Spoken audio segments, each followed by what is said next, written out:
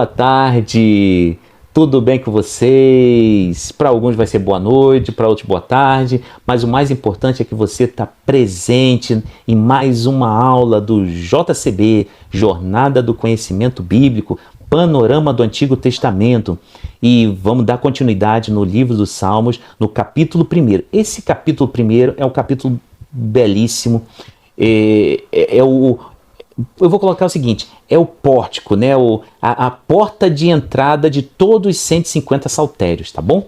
Então ele é o mais importante, claro, todos os outros são importantes também, mas esse daí é o mais belo, é o mais legal, é aquele que mostra os dois caminhos. Se você não assistiu as duas aulas que eu já falei desse capítulo 1, versículo 1, 2 e agora eu vou falar o versículo 3, por favor, entra na playlist e você vai ver lá, Panorama do Antigo Testamento. Se não me falha a memória, é o terceiro ícone, tá?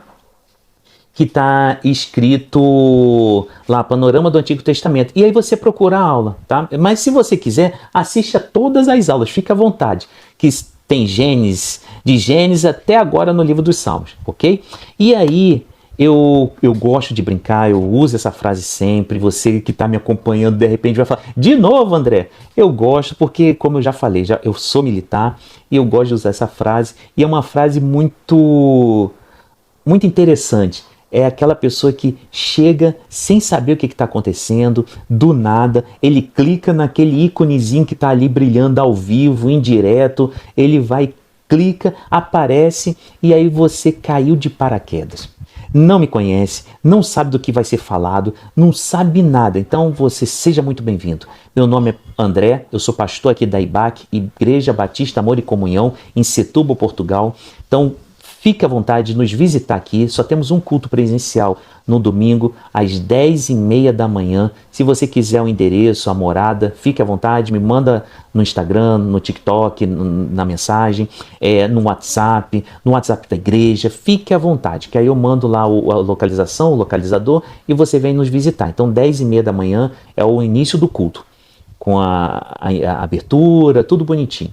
E aí depois, antes a gente tem a parte do convívio, que é o pequeno almoço, um café, né, um bolo, um pão, para que a gente tenha ali, os irmãos vão chegando e a gente vai um momento de a gente conversar, saber como foi a semana, como está o final de semana, como está a família, se precisa de oração também, e se tem visitante, e assim por diante, tá? Então seja muito bem-vindo, você vai ser muito bem-vindo, você é muito bem-vindo aqui e vai ser muito bem-vindo se vier nos visitar aqui na igreja, tá? Então eu não vou me delongar muito nessa introdução, porque eu quero sempre fechar no máximo em 30 minutos. Então, não quero passar disso, para que as pessoas que vão trabalhar no outro dia, principalmente as pessoas da Holanda, que é 1 hora a mais, Portugal, que já é 1 hora um pouco avançada também, e Brasil, que é 4 horas a menos, é mais tranquilo, mas quem está na Europa tem um horário bem complicado. Então, as aulas estavam ficando muito longas. Então estava chegando a 1h20, é muito tempo de aula, é muito cansativo. Então as pessoas vão se cansando. Então, para não se cansar, 30 minutos é o máximo, tá bom? Se você puder, escreva aí. Olha, André, tá terminando a aula, 25 minutos, 27 minutos e assim por diante, tá? Então vou tentar terminar hoje o capítulo 1 para que a gente possa entrar na próxima aula em Provérbios, no livro dos Provérbios, tá?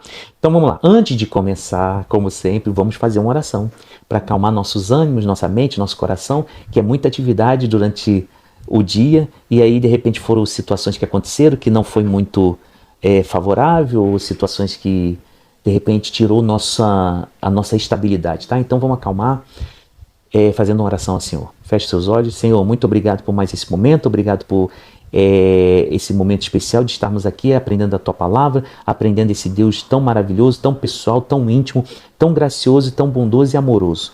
Então, que o Senhor continue com a Tua graça e misericórdia pela pessoa do Espírito Santo, movendo em nós, transformando nossa mente, nosso coração, para que a gente possa ser ainda mais parecido com o Teu Filho amado Jesus Cristo.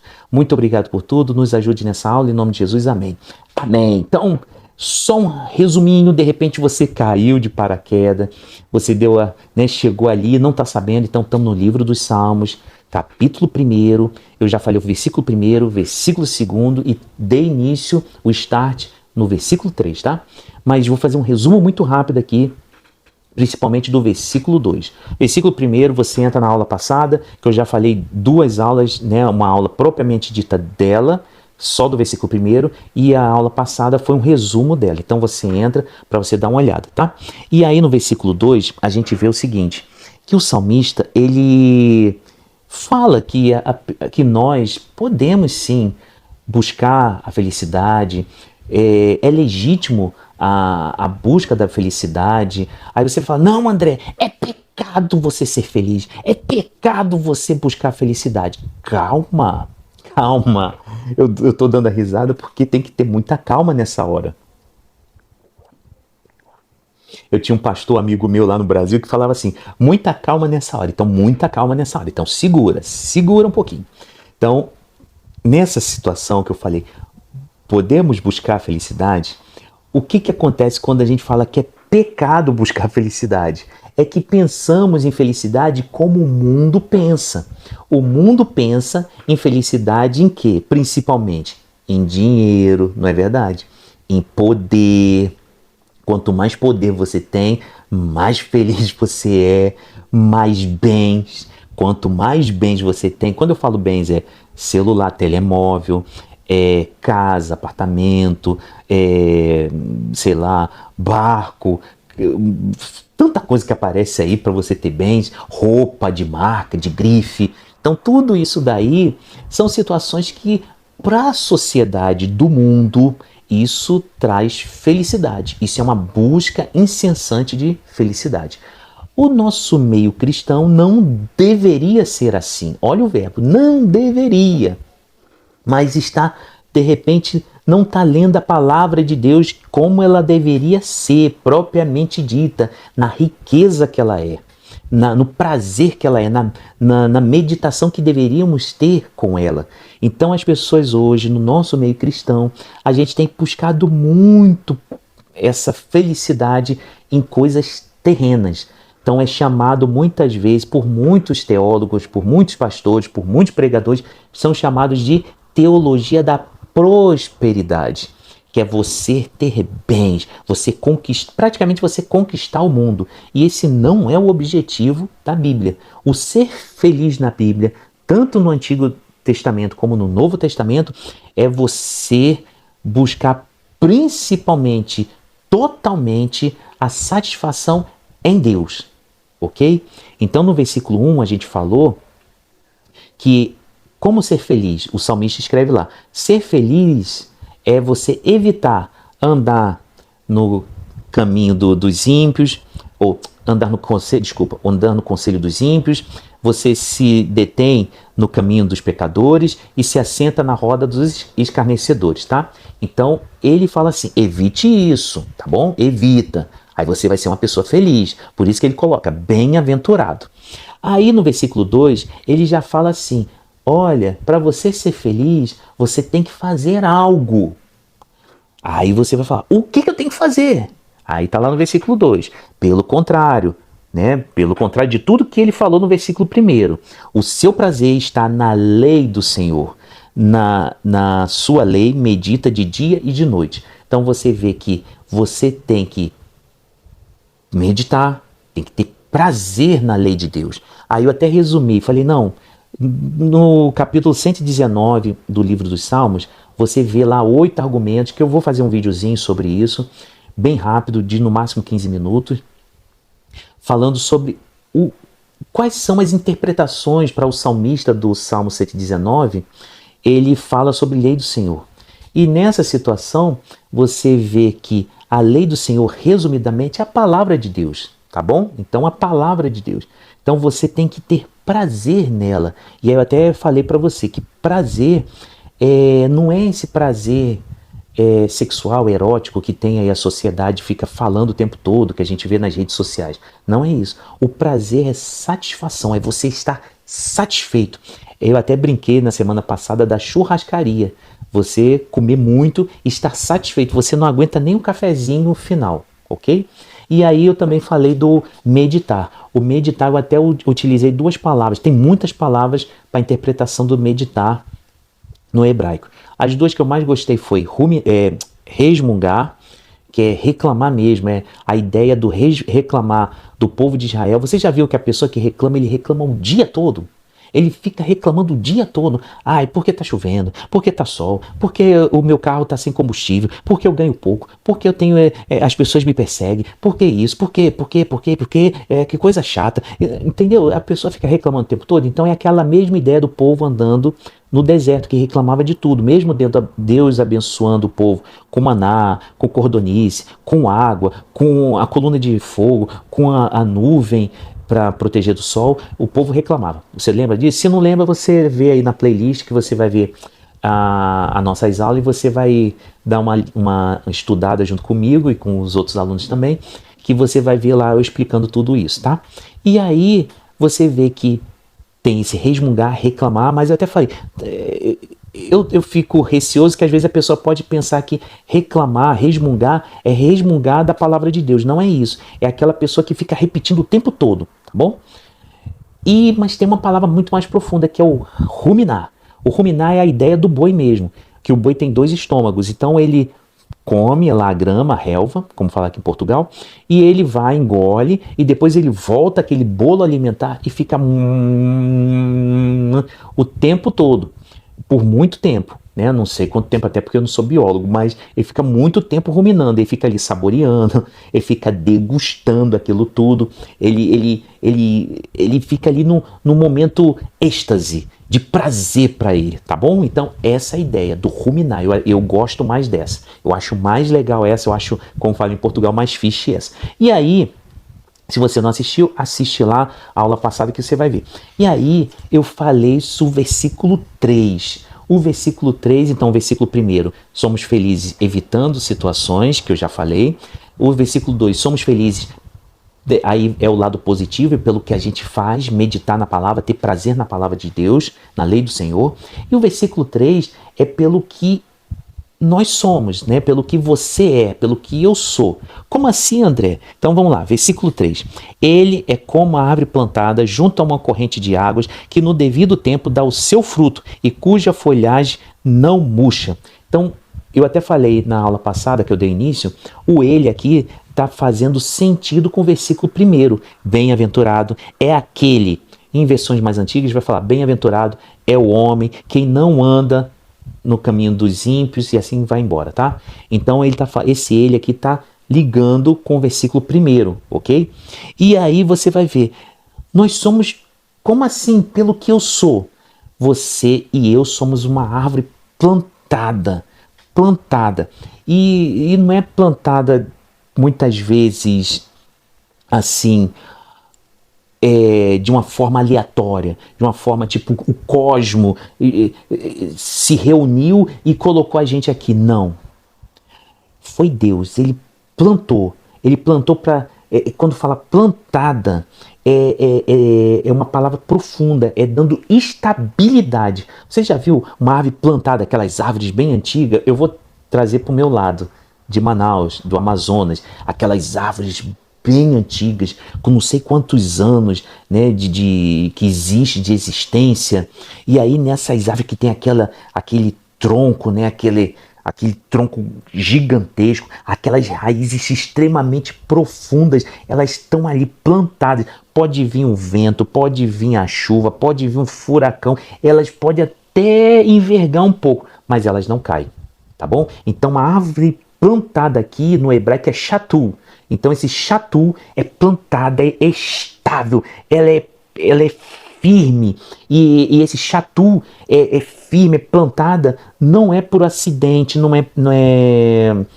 é uma situação, como eu brinquei, né, do cosmo. Não, é o próprio Deus que plantou. Tá vendo a profundidade? Esse versículo é lindíssimo. E aí quando você fala assim, André, e Deus plantou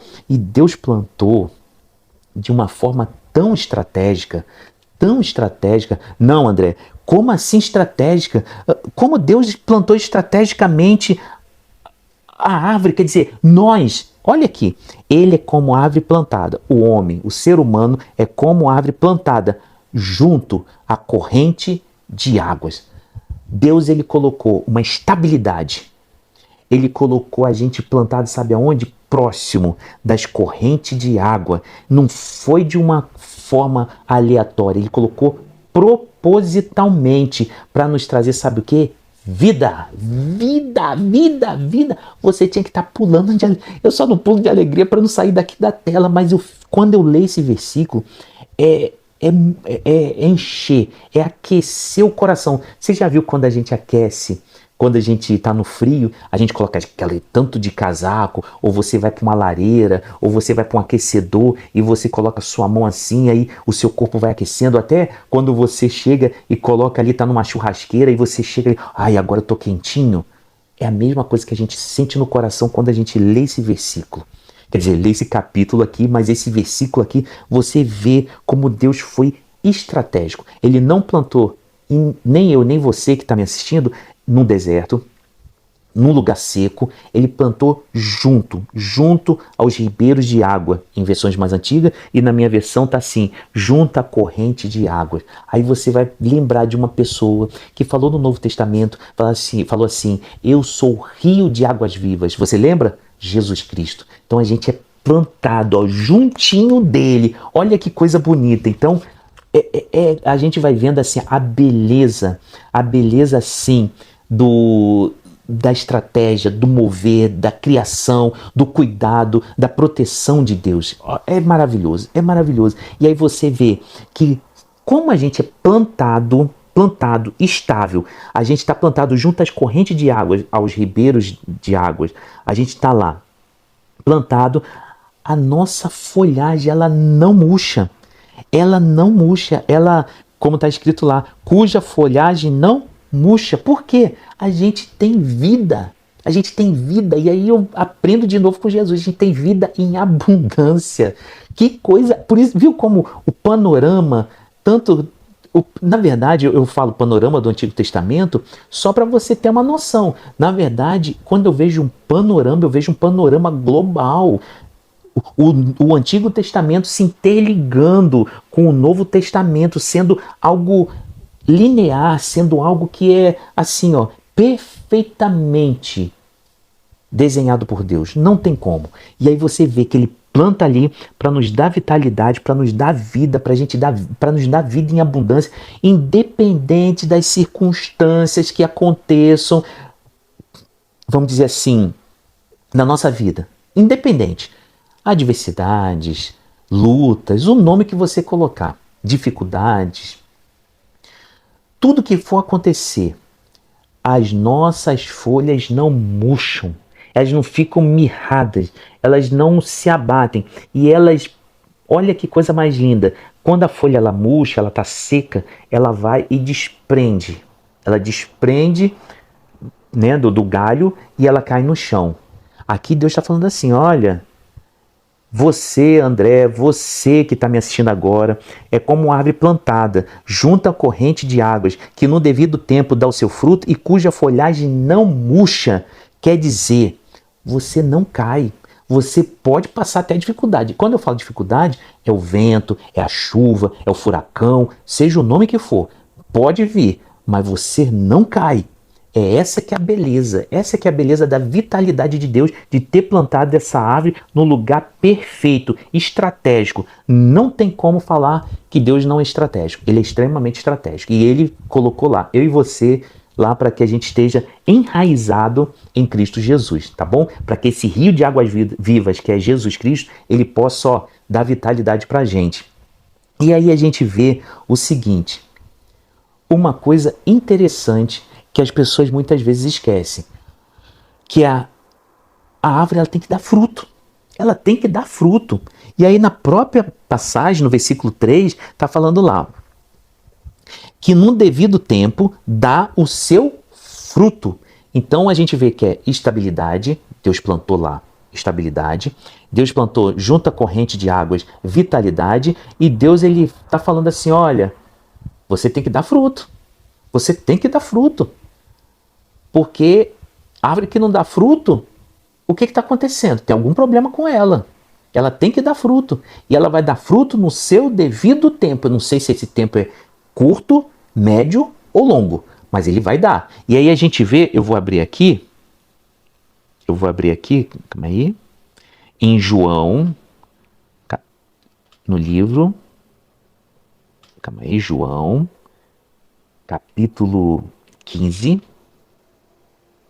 versículo 8. Então tá aqui.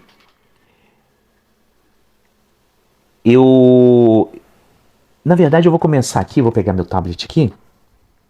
Eu vou começar no versículo 5 e eu vou até na verdade, era para ir até o versículo 17, mas eu vou até o versículo 8, tá?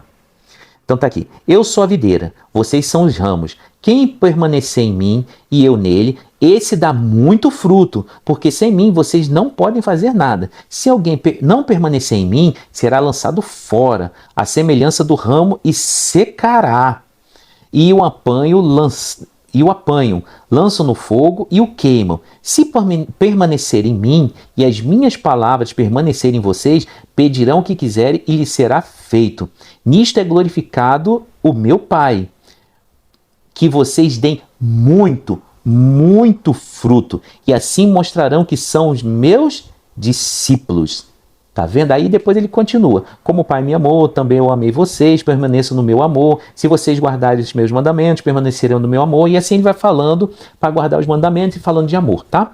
Então você está vendo que Jesus, eu vou voltar aqui no Salmo, Jesus está falando o seguinte, opa, vocês têm que dar fruto. E a mesma coisa, o salmista, ele está falando a mesma ideia. Ele está com a mesma ideia. Olha, vocês têm que dar fruto. Vocês não podem deixar de dar fruto. Por que vocês não podem? André, mas por que eu não posso dar fruto? Não tem como. Esse mundo é muito mau. Esse mundo é muito complexo. Por que a gente tem que dar fruto? Porque nós somos plantados próximo à corrente de águas. Lembra da estabilidade, lembra da vitalidade, por isso que como a gente é plantado próximo à corrente de águas, a gente vai recebendo a água, aquele rio de águas vivas, que é o próprio Cristo, na pessoa do Espírito Santo, a gente vai recebendo ali o alimento, que a gente vai chegar uma hora que a árvore vai dar fruto. Por isso que a gente vê o fruto do Espírito Santo, que é benignidade, mansidão, domínio próprio, paz, amor, e aí a longanimidade você vai ver depois lá, ok? No Novo Testamento, tá bom? Então, você vai lembrar lá. Então, fruto do Espírito Santo, isso tem que dar esse fruto. Então, fruto aqui não é conversão das pessoas, não é isso. O fruto aqui é o fruto do próprio Espírito Santo em nós. Então, a gente é plantado próximo, né, em Cristo, pela pessoa do Espírito Santo, a gente está sendo alimentado pelo rio de águas vivas, que é o próprio Cristo, e o Espírito Santo vai lá e o fruto do Espírito vai frutificar. E tem que dar esse fruto. Se o seu fruto tá mirrado, tá sequinho, tipo a tangerina, a mexerica, a bergamota, depende da região, depende do país. Então, de repente tá bem pequenininha, tá bem mirradinha, tá bem seca. Então você tem que lembrar o seguinte, que você tem que ter prazer e meditar na palavra. Aí você vai começar a crescer, a ter o gominho lá mais cheio de sumo, mais cheio de suco, né, de líquido, e aí você vai vendo que o seu gominho vai deixar de ser mirrado, pequeno, seco, e vai começar a crescer e tomar um porte, tá bom? Então lembra disso daí. E aí, o salmista ele não estava satisfeito. Olha que versículo lindíssimo. Ele viu lá estabilidade, vitalidade, produtividade. Então você tem a produção de frutos e ele fala de prosperidade. André, mas você falou que teologia da prosperidade, calma, mas não é isso, essa teologia da prosperidade louca, que a pessoa toma posse, que a pessoa dá o dízimo e faz prova de Deus, e o devorador, o cortador, o migrador, o destruidor, ele tem que ser amarrado, e aí a pessoa, quando faz prova de Deus, ele quer que a sementeira dele multiplique 30, 60, 100 por 1, e ele usa o contexto todo equivocado. Então calma, né? Nada disso não, calma, aqui não estamos falando nada de bens materiais. É esse que é o problema da teologia da prosperidade. A teologia da prosperidade, quando lê um versículo desse, ele já leva para o lado da prosperidade material. Não é isso. O salmista aqui, se você leu, ou está lendo, e você está nos acompanhando, quer dizer, as aulas, você vai ver que o versículo 1, versículo 2, versículo 3 e até o final, em nenhum momento ele está falando de bens materiais, ele está falando de Deus, ele está falando da presença de Deus, de estar plantado em Deus, ele está falando que está recebendo alimento de Deus, que é o rio, ele está falando lá que vai dar fruto, e esse fruto é porque o rio está dando esse alimento. Então, olha, não está falando nada de bens, tá bom? Então, teologia da prosperidade não entra. Se você escutou alguma pregação voltada para a prosperidade, você fala assim para você mesmo: Deus, eu não quero isso, alma, não quero isso, eu não quero nada de prosperidade, eu quero o Senhor. A satisfação é em ti. É por isso que John Piper falou muito bem. Você pode até buscar a felicidade, mas não é buscar como o mundo busca, nas coisas terrenas, sexo, dinheiro e tantas outras coisas. A gente tem que buscar a satisfação, a felicidade em Deus. É Ele que é a plenitude da nossa satisfação e felicidade, tá? Então, quando você vê aqui, ele fala lá: e dá o seu fruto, e cuja folhagem não murche, e tudo que ele faz será bem sucedido. Então aqui você vê mais um aprendizado. Claro, aqui em algumas versões fala falar será próspero, na minha versão fala será bem sucedido. Então bem sucedido aqui é a pessoa que evita a maldade do mundo, evita os ímpios, os pecadores, os escarnecedores, e a pessoa que faz o quê? Lê a palavra de Deus, medita na palavra de Deus, ele tem prazer na palavra de Deus, e ele é plantado junto ao ribeiro, ele dá fruto, o fruto do Espírito Santo, e ele automaticamente ele vai ser bem sucedido. Vai ser bem sucedido aqui, não é bem sucedido em vitórias de conquista de bens. Não é isso.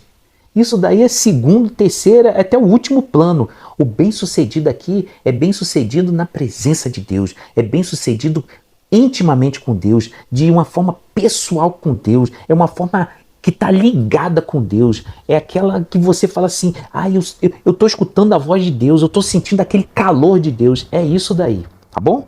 Então é essa situação. Por isso que eu falo assim, que esse versículo é um versículo lindíssimo, onde a gente vê que esse bem-sucedido, na minha versão, ou sendo próspero em versões mais antigas, você vê que é principalmente florescendo no cuidado, no amor, na graça de Deus, tá bom? Então isso que é o mais importante pra gente, porque é o que Jesus falou, que Deus cuida dos lírios do campo, Deus cuida das árvores do céu, Deus cuidou de Salomão, Deus cuida dos seus filhos e filhas. Então ele não vai deixar a gente passar necessidade, mas ele anseia que busquemos o tempo todo a presença dele, a intimidade com ele, a gente sentir esse amor, essa graça, essa bondade, essa misericórdia de ser um Deus tão poderoso e ter uma intimidade com um pecador como eu, como você, tá? Eu vou parar agora, porque, novamente, já deu 30 minutos, eu vou dar uma parada, mas semana que vem a gente termina. Aí só vai faltar o versículo 4, 5 e 6. Aí a gente termina, eu dou uma acelerada um pouquinho mais, aí a gente termina e aí a gente pode entrar no livro dos Provérbios, que aí é outro livro muito interessante, de sabedoria, mas eu também vou passar muito rápido, porque eu já quero entrar em Provérbios, Cantares, tá?